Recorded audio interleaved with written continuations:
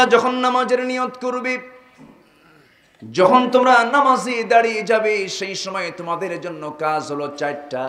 কয়টা কাজ? ওযুর ফরজ কয়টা? সবাই যে বলতেছে নাকি ওযু ছাড়া কি নামাজ পড়ে নাকি? হ্যাঁ, এলাকার মানুষ ওযু করে তো নাকি? সেদিন আমাকে একজন প্রশ্ন করছে, হুজুর ওযুর পর কি পেশাব করলে সমস্যা আছে? এরকম লোকও কিন্তু এই দেশে এখনো আছে। বলতেছে, হুজুর ওযুর পরে কি পেশাব করলে কোনো বেকায়দা আছে? আমার ভাইয়েরা, এই ওযুটা কেন আসলো? নামাজ যদি না থাকতো ওযুর কোনো প্রয়োজন ছিল না। কিন্তু আমরা মাসলা খুঁজতে যাই কোথায়? যখন কেউ প্রশ্ন করেছে, হুজুর কোরআন পড়তে কি ওযু লাগে নাকি? আসলে কি কোরআন পড়ার জন্য ওযুর হুকুম না নামাজের জন্য ওযুর হুকুম? বুঝতে হবে। কিন্তু কোরআন পড়ার জন্য কিন্তু ওযুর হুকুম না, কিন্তু নামাজে কোরআন পড়া আছে না নাই? আচ্ছা, আল্লাহ রাব্বুল আলামিন ওযুর শর্ত জড়িয়ে দিলেন নামাজের সাথে। যখন তুমি নামাজে দাঁড়াবে সেই সময় তুমি ওযু বানাবে। সে ওযু বানানোর সময় তুমি আগে কি করবে? মুখমণ্ডলটা ধৌত করে নেবে, মুখের মধ্যে পানি দিবে, নাকের মধ্যে পানি দেবে,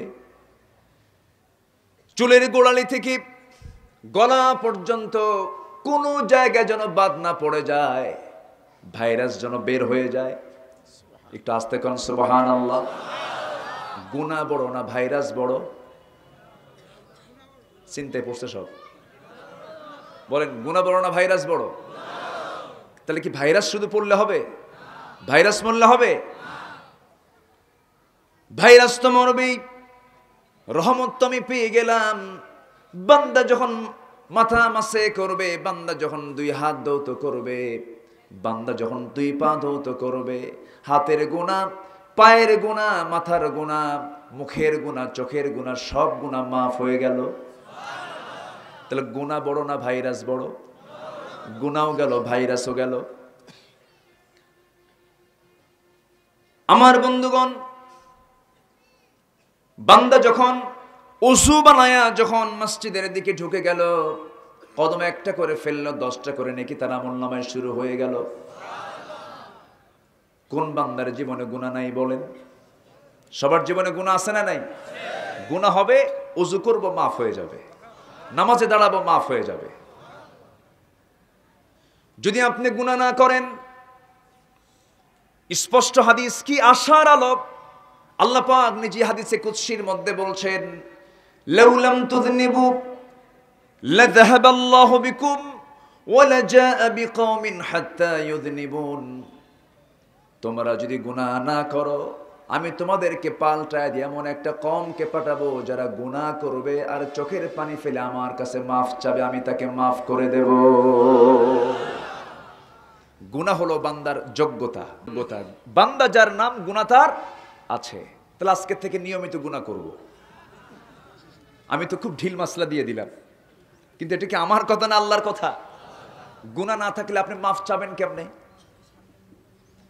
গুনাহ না থাকলে আমার চোখের পানি পড়বে কেমনে? আমি তাসবিহ জপবো কেমনে?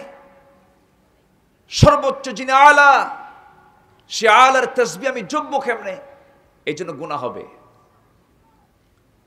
লাউ বালাগাত যুনুবাক আনানাস সামা, তোমার গুনাহ যদি আকাশ পরিমাণ হয়ে যায়, বিকরাবিল আরদিল খাতায়া, গোটা জমিন বিস্তৃত হয়ে যায়, আমার কাছে যদি শিরিক মুক্ত হয়ে আসো, বেদাত মুক্ত হয়ে আসো, সমস্ত পাহাড় পরিমাণ গুনাহগুলোকে আমি আল্লাহ তোমাকে মাফ করে জান্নাত দিয়ে দেব। সবাই কি জান্নাত পেতে রাজি আছি?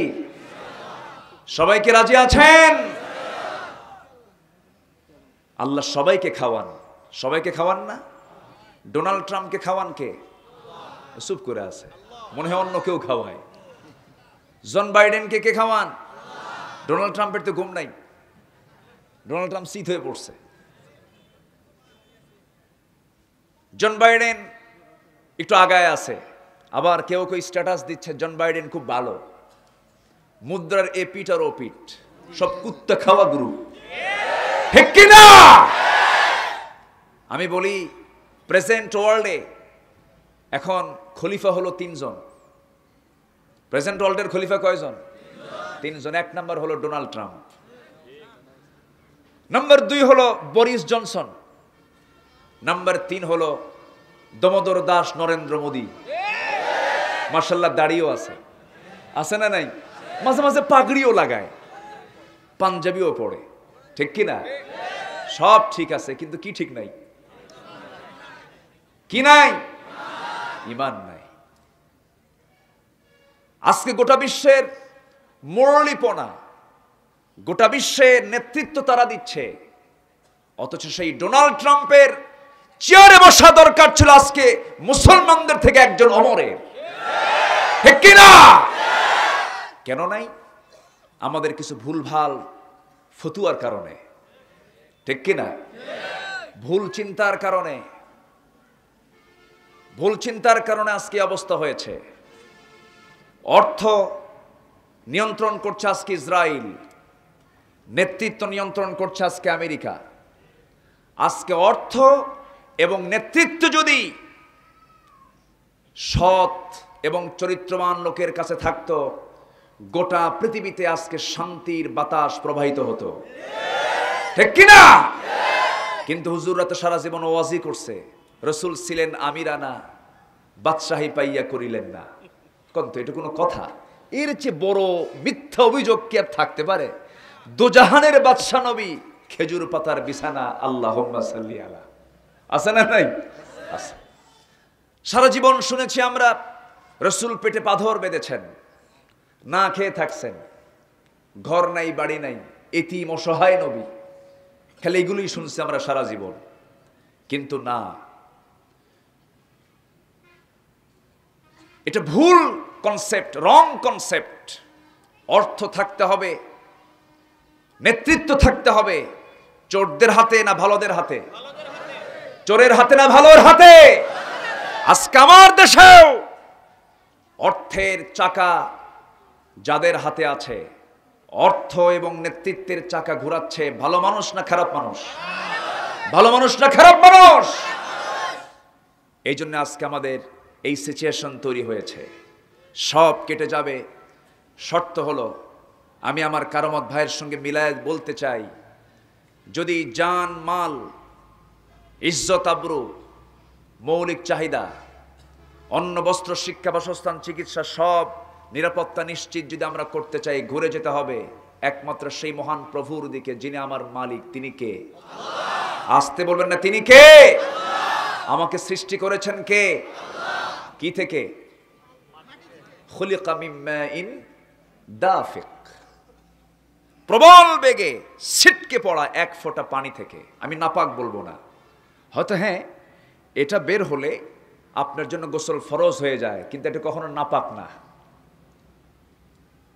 আমার কথা কি বুঝতেছেন সবাই? প্রবল বেগে নির্গত দাফিক থেকে আল্লাহ পাক আমাকে আপনাকে সৃষ্টি করেছেন, এবং এক ফোঁটা স্পার্মের ভিতরে কোটি কোটি শুক্রাণু আল্লাহ পাক রেখে দিয়েছেন। অসংখ্য শুক্রাণুর ভিতর থেকে একটাকে সক্রিয় করে মার ডিম্বাণুতে আল্লাহ পাক রিজার্ভ রেখেছেন। একটু জোরে বলি সুবহানাল্লাহ, আর একটু জোরে বলি সুবহানাল্লাহ। এগুলো ক্ষমতা কার? ইন্না হাদাকুম ইউজমাউ খালকুহু ফি বাতনি উম্মিহি 40 ইয়াওমান নুতফা সুম্মা ইয়াকুনু আলাকাতাম মিসলা যালিক সুম্মা ইয়াকুনু মুদগাতাম মিসলা যালিক সুম্মা ইউরসিলা ইলাইহিল মালাকু ফায়ানফুখু ফীহি রূহ ওয়া ইউ'মারু বিআরবা'in কালিমাত বিকাতবি রিজকিহি ওয়া আজলিহি ওয়া আমালিহি ওয়া শাকিয়্যিন আম সাঈদিন।